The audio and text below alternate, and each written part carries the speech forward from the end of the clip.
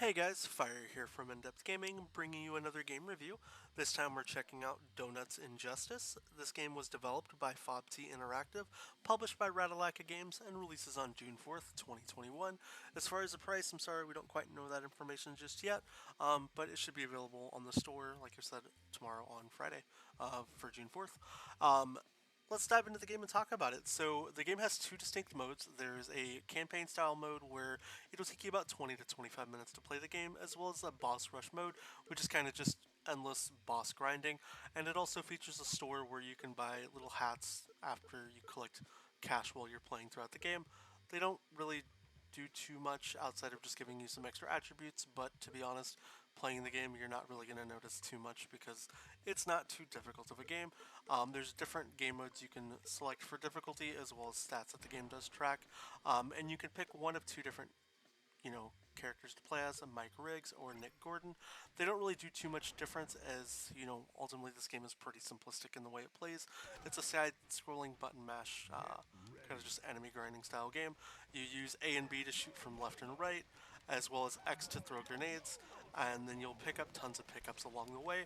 Most of the time, I'd say you're probably going to beat every single level, not even having to worry about getting shot or dying, as the game is extremely generous with the donut-style health pickups, bullet vest armors that you pick up and everything that you're probably only going to struggle a handful of times. I think in my entire playthrough, I only had to replay two of the levels, and that's including like all the boss fights that you're going to encounter while you're playing.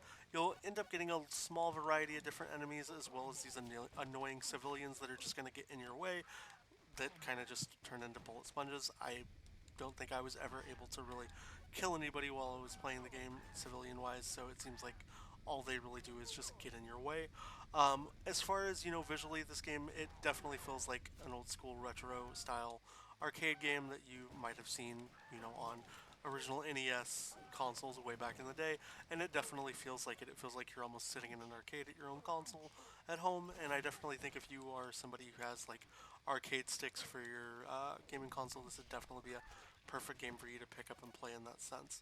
Now, there's going to be sometimes you'll encounter like these random slow motion sequences. To be honest, they don't do anything for me more than just trying to do an annoyance, and most of the levels that you're going to play, nothing's really going to change too much. I believe there's one or two levels where you'll be in like either a car or in these little bit different scenarios, as well as the boss fights. They're almost all just carbon copy paste fights outside of just the regular enemies that you encounter, from ninjas to guys shooting lasers later in the level to the most ridiculous donut that you will ever fight in your life. It's comical, but it is still a very short game, and I would kind of hope to see this game, not knowing the price, be somewhere in the, I don't know, maybe like $4 to $5 price range. I think anything above, $4 to $5 is probably paying a little too much for the game. Especially considering that most of the levels don't take too long. As you can see, we've been playing this level for about 3 minutes and we've already knocked it out. There's only 5 levels and a handful of bosses to fully complete out the game, and it also seems like the star system in the game doesn't do a whole lot for you, as it doesn't really have an incentive to unlock certain stars or get, specific levels, as well as the bosses, as you can see here, are pretty much just going to always run from one side to the other and then just allow you to stand back in the way and just really blast at them.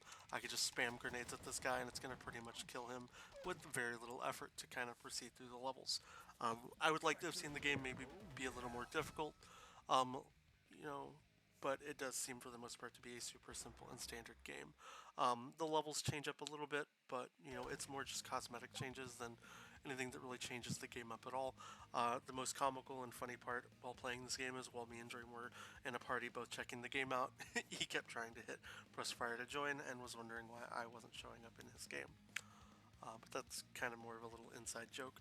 But yeah, outside of that, if I have to give Donuts'n'Justice any type of a rating or review, I'm probably looking at giving this game about a 3 to 4 out of 10, somewhere in that range. It's an easy completion if you want to get the gamer score, but I definitely think there's a lot more entertaining and fun games out there and available to pick up. If you guys do end up picking up Donuts'n'Justice, let us know what you think down in the comments. If you have any questions about the game, as always, we're happy to help. And yeah, if you haven't already, please consider subscribing to the channel. I hope you guys enjoyed the video, and we'll catch you next time.